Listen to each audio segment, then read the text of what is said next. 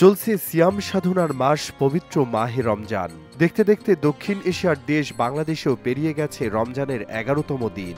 অপরদিকে ১২তম রোজা রাখছেন মুসলিম অধ্যুষিত রাষ্ট্র সৌদি আরব সহ মধ্যপ্রাচ্যের মানুষ। এদিকে সংযুক্ত আরব আমিরাতের দুবাই জ্যোতির্বিদ্যা গ্রুপ ঈদ উল ফিতরের সম্ভাব্য তারিখ ঘোষণা করেছে।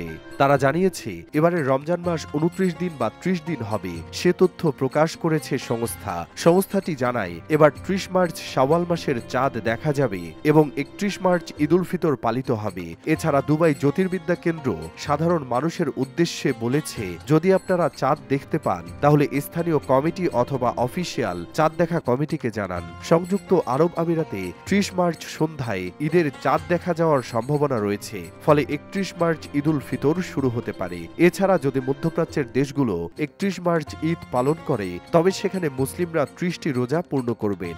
২৮ ফেব্রুয়ারি সন্ধ্যায় মধ্যপ্রাচ্যে পবিত্র রমজান মাসের চাঁদ দেখা যায়। এরপর ১ মার্চ থেকে সেখানে শুরু হয় রমজান মাস।